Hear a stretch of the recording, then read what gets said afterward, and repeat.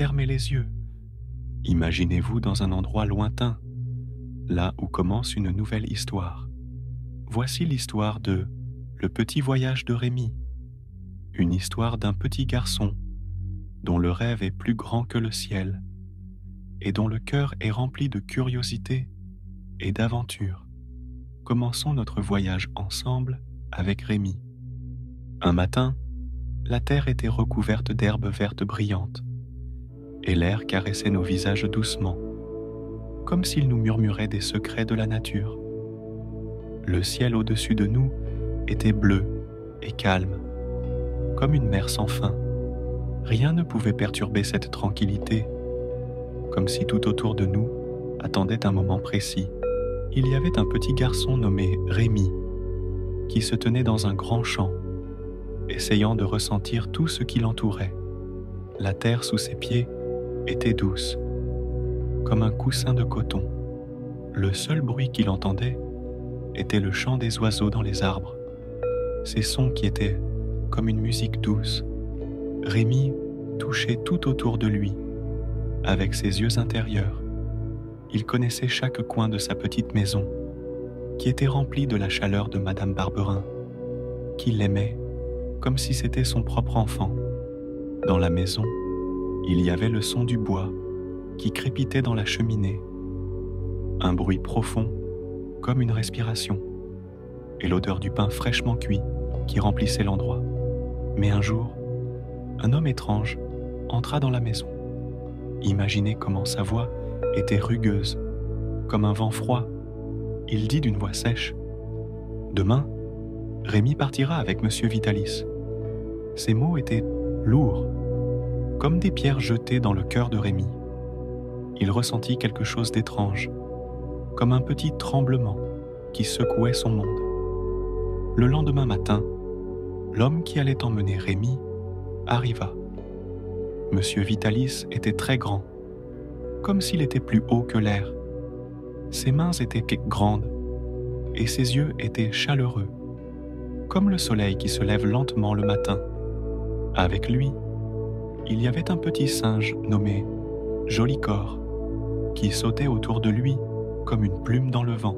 Monsieur Vitalis dit avec un sourire rassurant: « Ne t'inquiète pas, nous sommes une famille. Nous chanterons ensemble et tu découvriras un nouveau monde, plein de musique et de rire. » Ces mots étaient comme des oiseaux qui volaient dans le ciel, annonçant à Rémi que tout irait bien. C'est ainsi que Rémi commença son voyage avec Monsieur Vitalis et Joli-Corps. Imaginez comment la terre bougeait sous ses pieds et comment chaque pas qu'il faisait était comme une note de musique douce. Chaque son autour de lui créait une nouvelle mélodie dans son monde. Monsieur Vitalis lui apprenait à jouer de la guitare et lui racontait des histoires sur les étoiles. Imaginez comment les étoiles brillaient dans le ciel, chaque étoile portant le rêve de quelqu'un. Chaque fois que Rémi regardait le ciel, il sentait qu'un rêve l'attendait là-bas, dans un endroit très lointain. Le voyage était long et la vie était remplie de couleurs et de sons invisibles. Mais Rémi les ressentait à chaque instant. Son cœur battait au rythme de chaque chanson. Chaque note remplissait ses oreilles, le poussant à avancer vers un monde nouveau, plein d'espoir et de rêves. Sous un ciel étoilé, la charrette de Monsieur Vitalis quitta le village par un matin, tranquille.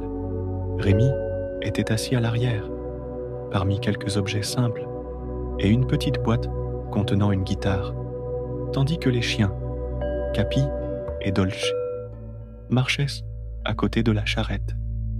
Et Joli-Cœur, le petit singe, sautillait joyeusement pour essayer de chasser la tristesse de l'enfant.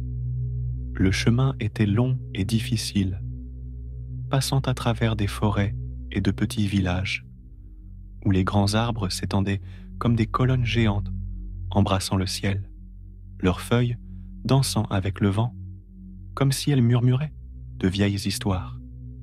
Rémi regardait tout avec ses grands yeux bruns, remplis de surprise et de tristesse.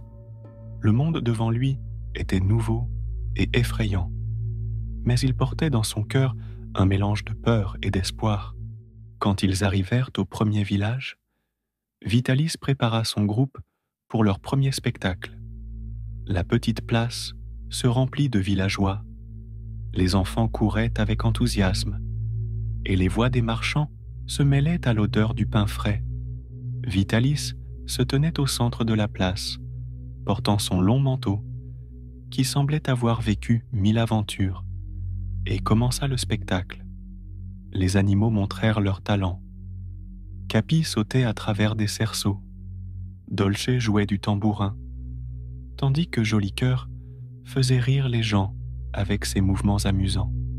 Quand vint le tour de Rémi, il se tenait hésitant, mais il prit sa guitare avec des mains tremblantes et commença à jouer une chanson triste, d'une voix pure comme l'eau, d'un ruisseau tranquille. Le public fut émerveillé, et bientôt, le silence se transforma en applaudissements chaleureux. Rémi ressentit quelque chose de nouveau battre dans son cœur, un sentiment d'accomplissement et d'appartenance. Mais cette nuit-là, quand ils s'assirent près du feu, il éclata en sanglots et demanda à Vitalis, les yeux pleins de tristesse, « Pourquoi suis-je ici? Pourquoi n'ai-je pas de maison comme les autres ?»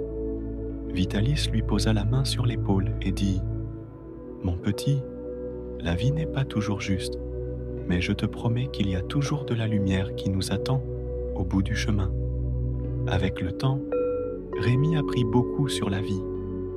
Il faisait face au froid glacial et à la faim qui faisait hurler son ventre comme un loup affamé.